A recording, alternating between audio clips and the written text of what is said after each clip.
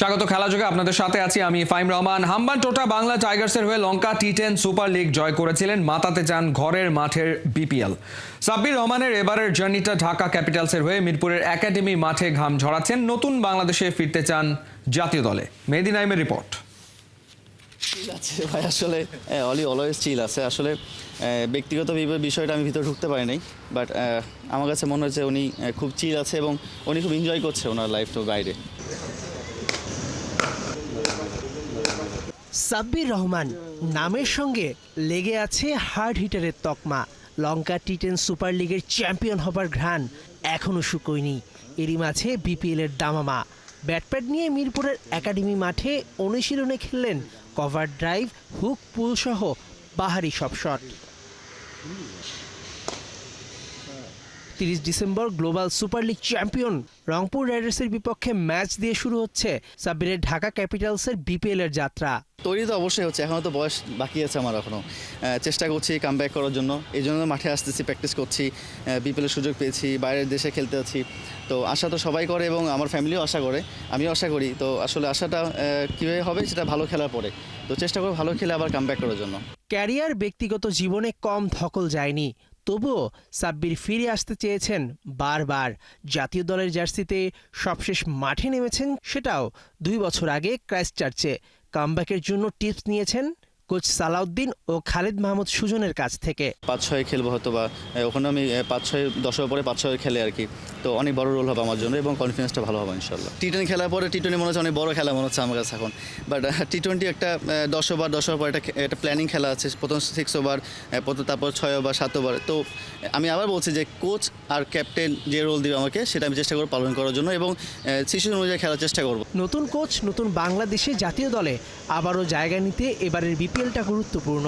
আর T20 ফরম্যাটেই যে সবচেয়ে বেশি উপযুক্ত সাব্বির রহমান। ধারাবাহিক হবার লক্ষ্য এই মিডল অর্ডারের। এর আগেও খেলছে ঢাকা টিমের, এবার এটা বিষয়টা আলাদা। এবার যেহেতু সাকিব খান হিরো আমাদের, ওর আন্ডারে খেলবো, ওর আন্ডারে টিম আমাদের, তো একটা ভাইব তো থাকবেই। তারপর আপনার তার সাপোর্ট আছেন ঢাকা টিমেরই, সো ইনশাল্লাহ দোয়া করেন। লঙ্কা সুপার লিগে সাব্বিরের সঙ্গে দেখা হয়েছিল সাকিবের। মানুষ যত কটু কথাই বলুক, সাকিব কেমন আছেন জানালেন সাব্বির। আমি মোসাদের সব চেষ্টা করছি যে ওনাকে একটু সব কিছু খবর টবর, দেশের কী অবস্থা হচ্ছে বা কেমন আছেন, কেমন যাচ্ছে খেলাধুলা, এগুলো নিয়ে বেশি কথা হয়েছে। মেহেদী নাইম, একাত্তর। পাগলা হাওয়ার তরে বন্ধু আসছে বহুদিন পরে। জেমসের গানের মূর্ছনায় বিপিএল সিলেটে ফিরল আলোকিত করে। ঢাকার মতো চায়ের দেশও জাঁকজমকভাবে উদ্বোধন করা হলো বিপিএল এর 11তম আসরের। সিলেট জেলা স্টেডিয়ামে ওপেনিং সেরেমনি দেখতে বিশাল লাইন দর্শকদের, তবে টিকিট পেতে ভোগান্তি পোহাতে হয় অনেককে। 30 ডিসেম্বর থেকে মিরপুরে শুরু হচ্ছে বিপিএল ক্রিকেট। সিলেটে ম্যাচ শুরু 6 জানুয়ারি থেকে। এবারের বিপিএল এ সিলেট স্ট্রাইকার্সকে নিয়ে অনেক আশাবাদী সিলেটের ক্রিকেট প্রেমীরা। তবে দীর্ঘদিন নেতৃত্ব দেওয়া মাশরাফি বিন মুর্তুজা নেই দলটিতে। ক্যাপ্টেন ফ্যান্টাস্টিককে ছাড়াই শক্তিশালী দল গড়েছে বলে মত স্থানীয় ক্রিকেট ভক্তদের। একবার ফাইনাল খেলা সিলেটবাসীর চাওয়া 11 নম্বর পর্বে প্রথমবারের মতো বিপিএল এর শিরোপার জয়ের স্বাদ নেওয়া। সব বন্ধু বান্ধব মিলে আইছে এই গুরুকে দেখার জন্য আজকে। আসলে তাও অনেক আশা, অনেক প্রত্যাশা আছে সিলেট সিস্টার্সকে নিয়ে। দেখা যাক ইনশাআল্লাহ কি হয়। প্রায় সব ম্যাচও দেখি, শুধু সিলেটের ম্যাচটা, যে কোনো ম্যাচ হোক আমরা দেখতে আনন্দ পাই। টিকিটের যে ব্যাপারটা, এগুলো ভালো লাগে না। অনলাইনে যারা আমরা কাটছি, এরা তো আপনার ওই পুরানটাতে এখান থেকে টিকিট আনা, যারা দূর দূরান্ত থেকে কাটছে তারা জন্য খুব হতাশ বা বিভ্রান্তের মাঝে পড়তেছে। আমরা মিস করবো মাশরাফি বিন মুর্তুজাকে। উনি একজন ভালো ক্রিকেটার, বাংলাদেশ জাতীয় দলের ক্যাপ্টেন ছিলেন সাবেক। দেখা যাক এবার আমাদের কি হয়। মাশরাফি ভাই থাকলে একটা ফ্যান্টাস্টিক খেলা হল, মানে ক্যাপ্টেন্সি বেস্ট ছিল, বাট আনফরচুনেটলি আমরা ফাইনকে পাইনি। কিছু করার নেই, কারণ বয়স হয়েছে, হয়তো উনি এই জন্য খেলতে পারবেন না, কিছু ইনজুরিও হয়তো আছেন। তবে এইটাই হোক, আমরা মানে সিলেটবাসী মাশরাফি বিন মুর্তুজাকে মিস করবে। দরজায় করা নাড়ছে বিপিএল, আর প্রতি মুহূর্তে চমক নিয়ে আসছে ফ্র্যাঞ্চাইজিগুলো। এবার জার্সি উন্মোচনেও সেই অভিনবত্ব দেখালো দুই দল, চট্টগ্রাম কিংস ও সিলেট স্ট্রাইকার্স। বিপিএল এর থিমের সাথে মিল রেখে নিজেদের ম্যাচ আউটফিটে তারা ফুটিয়ে তুলেছে জুলাই বিপ্লবকে। বিস্তারিত পার্থবণিকের রিপোর্টে। অন্যায় আর বঞ্চনার প্রতিবাদ, মুক্তিকামী মানুষের স্লোগানে স্লোগানে মুক্তির আহ্বান। 16 বছরের অনিয়মের শৃঙ্খল ভেঙে যে বাংলাদেশ বিশ্ব মানচিত্রে নতুন করে নিজের অস্তিত্ব জানান দিয়েছে, তার প্রতিধ্বনি রাজপথ থেকে এখন মাঠে। আবু সাইদ, ওয়াসিম মুগ্ধ, নাম জানা অজানা সহস্র তরুণের আত্মত্যাগকে নিজেদের বুকে ধারণ করছে চট্টগ্রাম কিংস। সামাজিক যোগাযোগ মাধ্যম ফেসবুকে চট্টগ্রাম উন্মোচন করেছে তাদের জার্সি, যেখানে ঠাঁই পেয়েছে বাংলার দ্বিতীয় বিজয়ের ঐতিহাসিক এক মুহূর্ত।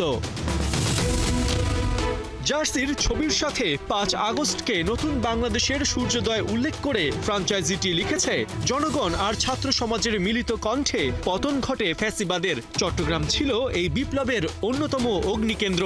মুক্তির শপথে গর্জে ওঠা জনতার ঢল বুক পেতে নেয় বুলেট, ভেঙে ফেলে ফ্যাসিবাদের সব ব্যারিকেড।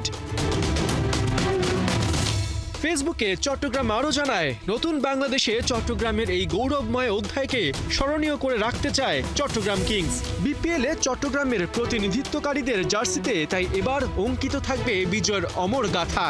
ঐক্যের মন্ত্রে গাথা নতুন বাংলাদেশের অভ্যুদয়ের গল্প বলবে এই জার্সি। চট্টগ্রামের মতো নিজেদের ম্যাচ আউটফিটে বিপ্লবী ছোঁয়া এনেছে সিলেট স্ট্রাইকার্স। নান্দনিক গ্রাফিতির মাঝে বড় করে লেখা ৩৬শে জুলাই। নতুন বাংলাদেশ বিনির্মাণে যাদের রক্ত আর ঘাম সবচেয়ে বেশি ঝরেছে, সেই প্রজন্মের নামে জার্সির নাম দেয়া হয়েছে জেন জি এডিশন। ছবির সাথে দলটি জানিয়েছে, যাদের ত্যাগে ঐতিহাসিক জুলাই বিপ্লব সংগঠিত হয়েছে তাদের সম্মানে অভিনব ডিজাইনের এই জার্সিটি তৈরি করা হয়েছে। বিপিএল এর থিমের সাথে মিল রেখে সিলেটের এই পদক্ষেপ। পার্থ বণিক, ৭১। দুর্বার রাজশাহীকে দুর্দান্ত কিছু উপহার দিতে আসছেন পাকিস্তানের সাবেক তারকা ব্যাটার ইজাজ আহমেদ। তাকে হেড কোচ হিসেবে নিয়োগ দিয়েছে বিপিএল ফ্র্যাঞ্চাইজি দুর্বার রাজশাহী। মঙ্গলবার নিজেদের ফেসবুক পেজে এক পোস্টের মাধ্যমে প্রধান কোচের বিষয়টি নিশ্চিত করে রাজশাহী। তাসকিন বিজয়দের গুরু হচ্ছেন পাকিস্তানের ১৯৯২ বিশ্বকাপ জয়ী দলের ব্যাটার ইজাজ। এবারে প্রথম তিনি বিপিএল এ কোচিং করাতে আসছেন। এর আগে বিভিন্ন দলের হয়ে কাজ করেছেন কিংবদন্তি এই ক্রিকেটার। কোচিং ক্যারিয়ারে পাকিস্তান অনূর্ধ্ব ১৯ দল, পিএসএল ফ্র্যাঞ্চাইজি লাহোর কালান্দার্স এবং পাকিস্তান জাতীয় দলের সহকারী কোচের দায়িত্ব পালন করেছেন তিনি। বড় দিনে বড় ধামাকা, চট্টলার ডাগ আউটে হাজির হতে ঢাকায় পা রাখলেন সাবেক পেসার শন টেইট। প্রথম বিদেশি কোচ হিসেবে দলের সঙ্গে যোগ দিলেন অস্ট্রেলিয়ার সাবেক এই ক্রিকেটার। প্রথম 2 আসরে অংশ নিলেও গেল 9 আসর টুর্নামেন্টেই অংশ নেয়নি চট্টগ্রাম কিংস। প্রত্যাবর্তনের মিশনে কোচ হিসেবে শন টেইটের নাম আগেই ঘোষণা করেছিল চট্টলার দলটা। এবারের বিপিএল এর ড্রাফটে অংশ নিয়েছিলেন টেইট। 2 দিন বিশ্রামের পর আগামী 27 ডিসেম্বর থেকে দলের সঙ্গে মাঠের অনুশীলনে দেখা যাবে টেইটকে। এবারের টুর্নামেন্ট শুরু হবে 30 ডিসেম্বর। 31 ডিসেম্বর খুলনা টাইগার্সের বিপক্ষে match Kings.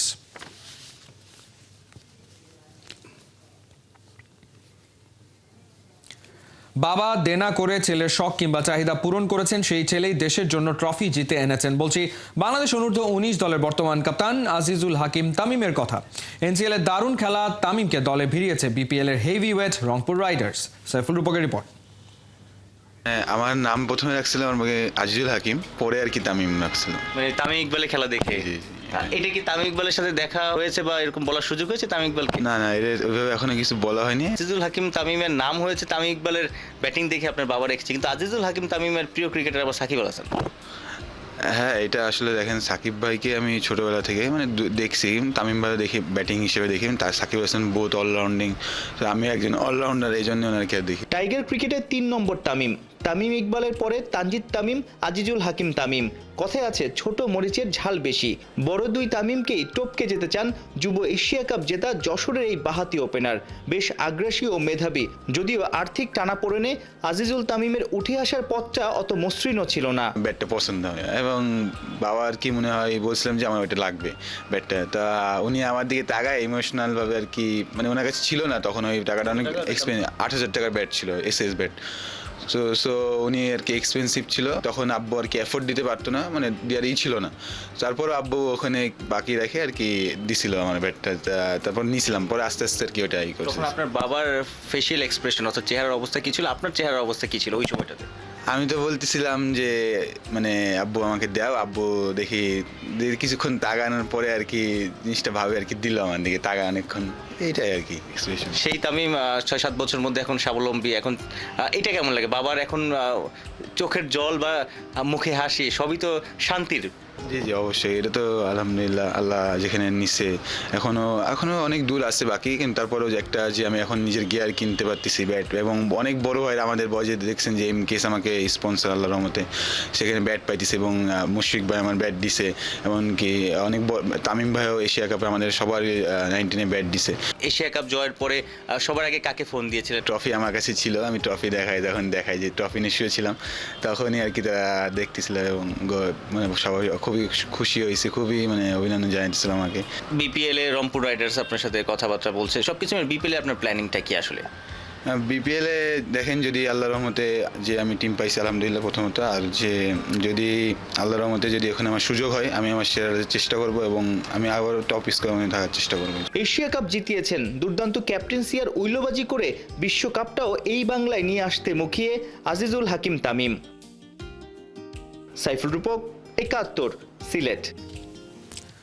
Tiger meets tiger, আলিসের নতুন ডেস্টিনেশন ক্যারিবিয়ান টাইগার্স। ক্যারিবিয়ান দ্বীপ মাতাতে চলেছেন বাংলার এই মিস্ট্রি স্পিনার। কেম্যান ম্যাক্স 60 টি10 লিগে আলিসা আল ইসলাম খেলবেন ক্যারিবিয়ান টাইগার্সের হয়ে। লিগের অফিসিয়াল ড্রাফটে আলিসকে দলে ভিড়িয়েছে টুর্নামেন্টে ডিফেন্ডিং চ্যাম্পিয়ন ক্যারিবিয়ান টাইগার্স।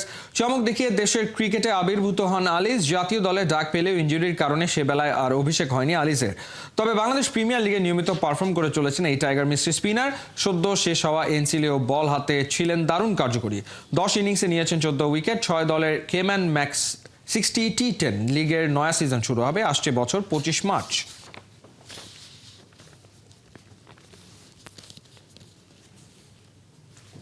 শেষ হয়েছে বিপিএল এর ড্রেস রিহার্সাল। এনসিএল টি20 ক্রিকেটাররা খেলতে পেরেছে মন খুলে। আয়োজকরা চেষ্টা করেছে নজর কাড়া আয়োজনের, তবে এসবের বাইরেও যেন কিছু একটা মিসিং হয়ে গেছে। প্রশ্ন উঠছে, এনসিএল কি টি20-র আসল ফ্লেভার দিতে পেরেছে? ক্রিকেটাররা কি শর্টার ফরম্যাটে নিজেদের মেলে ধরতে পেরেছে? জানার চেষ্টা মাহমুদুল হাসান সজীবের। এই হলো শেষ হওয়া এনসিএল টি20-র সেরা 5 ব্যাটারের পরিসংখ্যান, যেখানে 316 রান করেও যেন অন্ধকারে নাইম শেখ। কারণ একটাই, তার স্ট্রাইক রেট। রানের দিক থেকে নাইমের চেয়ে পিছিয়ে থাকলেও দারুণ স্ট্রাইক রেটে টুর্নামেন্টের সব আলো কেড়ে নিয়েছেন জিসান আলম, হাবিবুর সোহানরা। তারা দুজনেই পুরো টুর্নামেন্টে খেলেছেন প্রায় 160 স্ট্রাইক রেটে। বিপিএল এর আগে ড্রেস রিহার্সেল এনসিএল টি20 ছিল 2 ভেন্যু। ক্রিকেটাররা পেয়েছে প্রচুর ম্যাচ খেলার সুযোগ, একই সাথে সম্প্রচারও ছিল দারুণ। এতে যেমন খুশি আয়োজকেরা, তেমনি সন্তুষ্ট ক্রিকেটাররাও। তবে এত কিছুর মাঝেও প্রশ্ন থেকেই যায়, সত্যিকার অর্থে কি এই টুর্নামেন্ট টি20-র আসল স্বাদ দিতে পেরেছে? টি20 ক্রিকেট মানেই রানের খেলা, 4 ছক্কার বৃষ্টি। চলতি এনসিএল এর শুরুতেও যা দেখা গেছে, কিন্তু ধীরে ধীরে রান তোলায় যেন দুর্বল হয়ে পড়ে ক্রিকেটাররা। পুরো টুর্নামেন্টে 32 ম্যাচের মধ্যে 21 ইনিংসে 160 স্কোর ছুঁয়েছে দলগুলো। দলগত রান তো তখনই বেশি হবে যখন হাই স্ট্রাইক রেটে ব্যাটাররা ব্যাট করবে। টি20-র অভ্যাসটাও চর্চা হবে। কিন্তু হতাশার ব্যাপার, টুর্নামেন্টে যারাই টপ স্কোরার তাদের স্ট্রাইক রেট টেনে টুনে পার হয়নি 170-ও। কেবল জিসান সোহানরা পাস করেছে 160-এর ঘর। স্ট্রাইক রেটের বাইরে আরেকটা হিসাব ছক্কা হাঁকানো, যার মাধ্যমে টি20-র ফ্লেভার পাওয়া যায়। পুরো টুর্নামেন্টে সবচেয়ে বেশি ছক্কা মেরেছেন তরুণ ক্রিকেটাররাই। 22টা 6 হাঁকিয়েছেন জিসান। হাবিবুরের ব্যাটে এসেছে 17টা ছক্কা।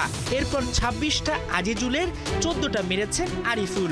জাতীয় দলে যাদের অভিষেক হয়নি তারাই টি20-র অভ্যাস গড়ার চেষ্টা করেছেন, কিন্তু মূল ফোকাস যাদের ঘিরে তারাই যেন খেলে গেছেন গা বাঁচিয়ে, কেবল কোনো মতে রান করে নির্বাচকদের নজর কাটতে। ব্যাটিংয়ে যেমন স্ট্রাইক রেটে থাকতে হয় ফোকাস, তেমনি বোলিংয়েও দরকার ভালো ইকোনমি। এনসিএল এর সেরা বোলারদের তালিকায় নেই জাতীয় দলে নিয়মিত খেলা কোনো ক্রিকেটার। যারাই পারফর্ম করেছেন বেশিরভাগই লোকাল ক্রিকেটার কিংবা নজরে আসবেন এমন। অর্থাৎ দিন শেষে বলাই যায়, আক্ষরিক অর্থে টি20-র মূল স্বাদ পাওয়া যায়নি এই টুর্নামেন্ট থেকে। কেবল বিপিএল এর আগে গা গরম করার কাজটাই সারতে পেরেছে ক্রিকেটাররা। প্রাপ্তি যেন এই এতটুকুই। মাহমুদুল হাসান সজীব, ৭১। বক্সিং ডে টেস্টে মাঠে নামছে ভারত অস্ট্রেলিয়া, সাথে থাকছে বাংলাদেশও। আইসিসির এলিট প্যানেলের প্রথম আম্পায়ার হিসেবে ভারত অস্ট্রেলিয়ার পরবর্তী 2 ম্যাচে দায়িত্ব পালন করবেন শরফুদ্দৌলা ইবনে শহীদ সৈকত। বৃহস্পতিবার মেলবোর্নে সিরিজের চতুর্থ টেস্টে মুখোমুখি হবে ভারত অস্ট্রেলিয়া। বক্সিং ডেতে হতে যাওয়া সেই ম্যাচে টিভি আম্পায়ার হিসেবে থাকছেন বাংলাদেশি আম্পায়ার সৈকত। এরপর 3 জানুয়ারি থেকে সিডনিতে সিরিজের পঞ্চম ও শেষ টেস্ট খেলবে দল দুটি। সেই ম্যাচে এই সৈকত থাকবেন অন ফিল্ড আম্পায়ারের দায়িত্বে। এর আগে দক্ষিণ আফ্রিকা শ্রীলঙ্কার টেস্ট সিরিজেও দুর্দান্ত আম্পায়ারিংয়ে আলোচনায় আসেন আইসিসির এই ম্যাচ অফিসিয়াল। বক্সিং ডে টেস্টের আগে বড় চ্যালেঞ্জের সামনে রোহিত শর্মা। রান নেই ব্যাটে, দলে জায়গা নিয়ে উঠছে প্রশ্ন। যদি ফর্ম না ফিরে পান, টিম থেকে বাদ দেওয়া হবে রোহিতকে, এমন ইঙ্গিত দিচ্ছে ভারতীয় মিডিয়া। বিস্তারিত মাহদি হাসানের রিপোর্টে। বিরাট কোহলি যখন দায়িত্বে ছিলেন, রোহিত টেস্ট টিমে সেভাবে ছিলেন না। এ কারণেই অনেকেই ব্যাপারটা দিয়েছেন ড্রেসিং রুমের কোরামের ন্যারেটিভ। তবে যদিও অনেক সাফল্য পেয়েছেন রোহিত, বিরাটের পুরনো স্ট্যান্ডটা ঠিক ছিল। রোহিত আসলে টেস্ট ফরম্যাটের জন্য আনফিট, সেটাই প্রমাণ হচ্ছে প্রতিদিন। শেষ 7টা টেস্টে 13টা ইনিংসে 152 রান করেছেন রোহিত শর্মা। গড় মাত্র 11.69। ওভারঅল ক্যারিয়ারও খুব একটা ভালো না, মোটে 40 পেরোনো অ্যাভারেজ। ভারতীয় টিমের নিরিখে টপ অর্ডার ব্যাটারের জন্য যেটা যথেষ্ট খারাপ। সমস্যার নাম গুড লেন্থ। অন্তত ক্রিকেট বিশ্লেষকদের মতামত এমনটাই।